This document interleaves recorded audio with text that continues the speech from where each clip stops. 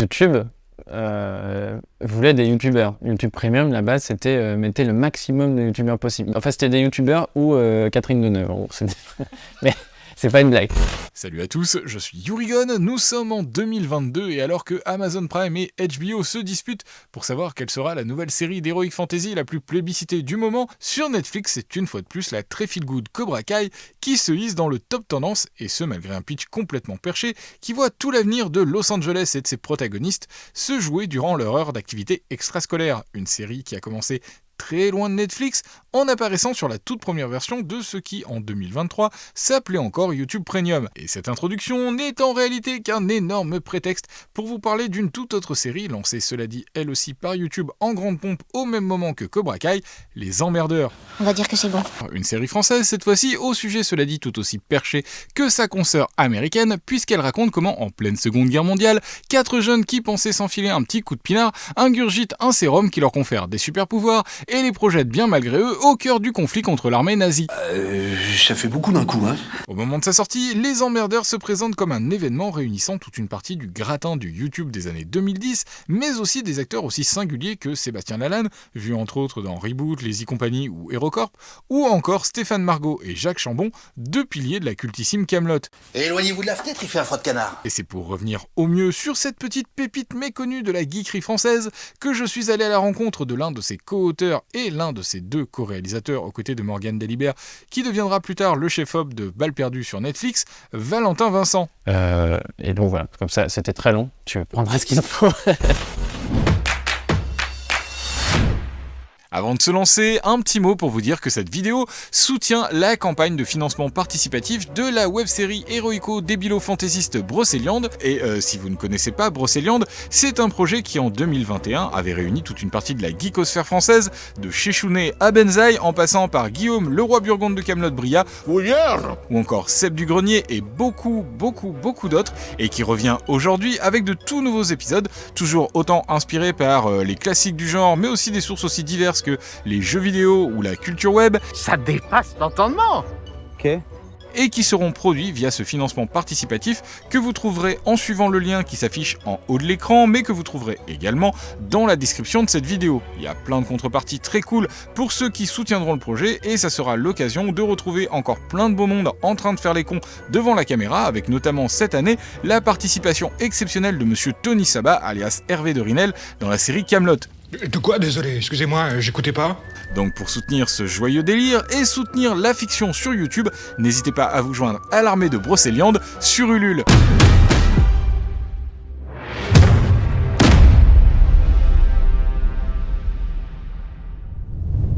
Bref, revenir sur l'histoire des Emmerdeurs, c'est l'occasion de revenir sur toute une partie de l'histoire de la fiction scénarisée sur YouTube.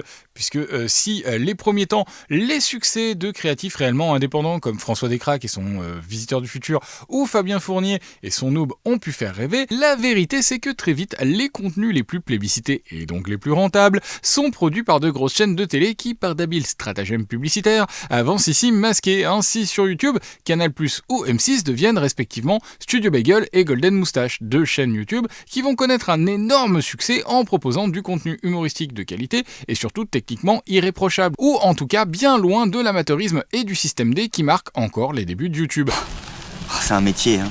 Et c'est dès 2013, un an tout juste après le lancement de Golden Moustache, que Valentin Vincent fait son entrée dans l'équipe qui comprenait d'ores et déjà à ce moment-là du contenu créé par des personnalités telles que Dedo, Yacine Bellouz, Flaubert, Vincent Tirel, Raphaël Descraques ou encore Julien Josselin, avec qui d'ailleurs Valentin Vincent travaillait sur la chaîne perso qui s'appelait à l'époque Jules Fou. Et il cherche des nouveaux auteurs. Vladimir, donc, qui était directeur artistique de Golden, cherche des nouveaux auteurs.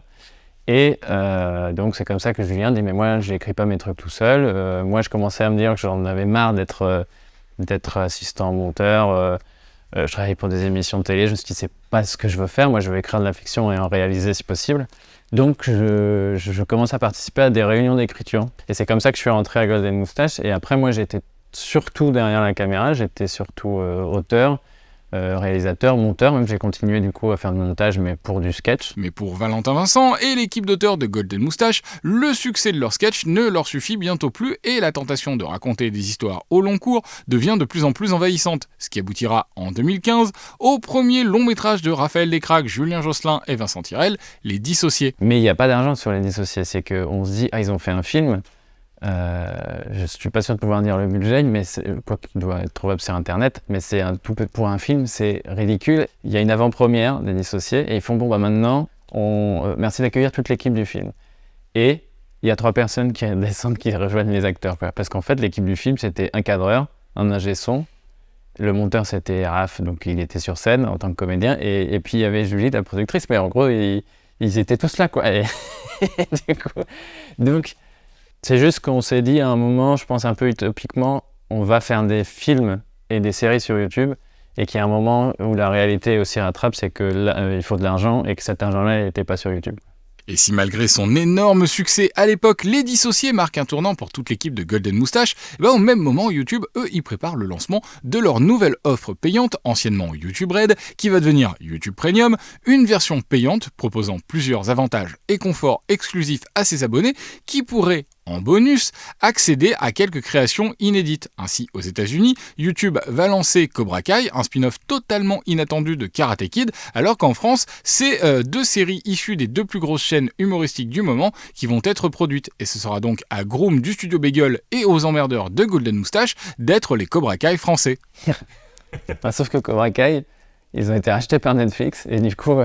ouais, les emmerdeurs. J'aimerais bien que ce soit le Cobra Kai français, du coup. J'aurais aimé ça. Mais les emmerdeurs, à la base, c'est un projet qui est créé par Raphaël Descraques et Julien Josselin, qui font ce qu'on appelle une Bible. Donc, ils écrivent la Bible, donc des personnages, des histoires, etc. Ils le proposent, je crois, à différentes plateformes, dont YouTube Premium. Donc, c'est pas YouTube Premium qui est venu dire à Golden, créez-nous un truc, qu'est-ce que vous avez ? À ce moment-là, pour des raisons qui leur sont propres, Julien et Raphaël ne veulent pas continuer à travailler sur ce projet. Et c'est à partir de là qu'on vient me chercher moi. Je me suis retrouvé à la base à juste écrire sur les emmerdeurs. Et nous, c'était déjà le cas dans la Bible de Julien et Raphaël, nous, le ton qu'on voulait, c'était, pour nous, déjà c'était la Seconde Guerre mondiale, et évidemment c'est de la comédie, mais on voulait pouvoir se permettre d'aller dans le drame. En fait, on ne voulait pas que ce soit de la parodie. On a toujours fait attention à ce que ça soit jamais dans la parodie. Alors qu'au début, je pense que Google, ça les aurait pas dérangé qu'on bascule un peu plus dans la parodie. Un discours extrêmement respectueux du genre de la comédie, qui n'est d'ailleurs pas sans rappeler celui souvent exprimé par Alexandre Astier, le créateur de Kaamelott, dans les médias. Et je trouve qu'en France, ça devient grave ce qu'on fait de la comédie, ça devient un sous-genre. La comédie, c'est pas un genre, la comédie, c'est un vernis. Mais oui, je vais pas le cacher,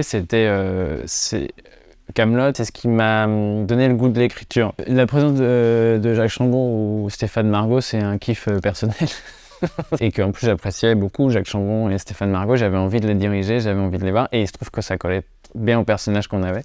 En fait, par Kaamelott, j'ai découvert que j'adorais les bons dialogues, en gros. Et ça s'est retrouvé dans Les Emmerdeurs, même si je pense qu'on a un autre ton. En effet, si Les Emmerdeurs se placent dans la continuité de séries qui, comme au début des années 2000, ont tenté de faire bouger la fiction en France, comme Kaamelott, HeroCorp ou encore la Lazy Company, l'idée première était ici avant tout de citer les comédies d'aventure de style Amblin des années 80. Nous, on voyait des comédies d'aventure, on avait en tête du Indiana Jones, où c'est drôle, mais où il y a des personnages qui peuvent mourir, et il y a des moments sérieux, il y a c'est quand même la Seconde Guerre mondiale, donc il y a un méchant fort, même si on lui rajoute des pouvoirs et tout, il y a quand même, c'est quand même pas des rigolos les nazis. Scheiße. En fait, comédie d'aventure, parce que c'était un road trip la saison 1, et du coup il y a quasiment jamais le même décor, c'est des gens qui bougent, il y a vraiment ce côté aventure pour le coup. Qui était une erreur monumentale de production de faire ça, puisque jamais le même décor, c'est très cher, c'est très chiant. C'était des rythmes durs où on changeait constamment de décor et on n'avait pas le temps, on avait 3 prises max, sauf si vraiment erreur, si la caméra tombait.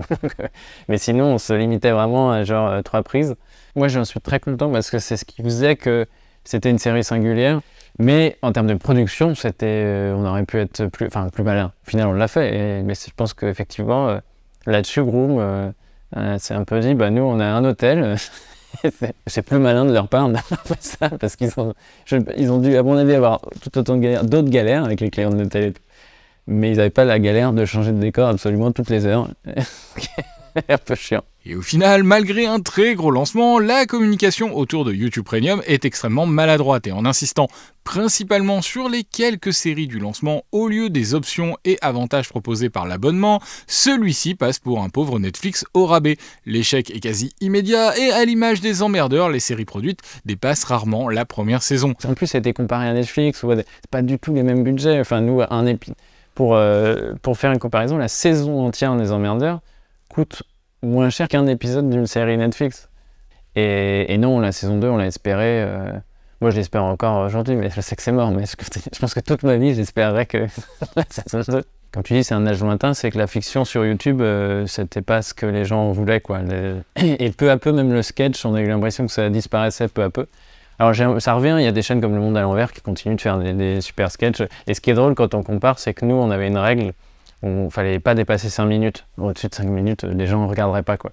Et aujourd'hui, quand on voit les sketchs du Monde à l'envers, c'est 20 minutes, les vidéos de McFly et Carlito, c'est 1 heure. Enfin, ça a vraiment changé, quoi, YouTube. Donc là, effectivement, les emmerdeurs, moi, je pense que j'aurais plus jamais la chance de faire une comédie historique d'aventure, de genre. C'est parce que c'est en France, je sais pas, c'est un truc qui est... Là, on a tout mêlé, on a mis des pouvoirs, de l'historique. C'était une comédie, mais en même temps, on pouvait faire vraiment de l'aventure avec des courses-poursuites en camion. J'ai rien contre les trucs très ancrés dans la réalité, j'en ai écrit aussi. Mais je crois que notre génération a envie de raconter ce qui nous a fait grandir et de se dire, mais on peut le faire, nous aussi, on a des mythologies. On en a parlé tout à l'heure, mais je pense que c'est ça qui est séduisant dans Kaamelott aussi. Il y a ce truc, mais il y en a une mythologie à raconter.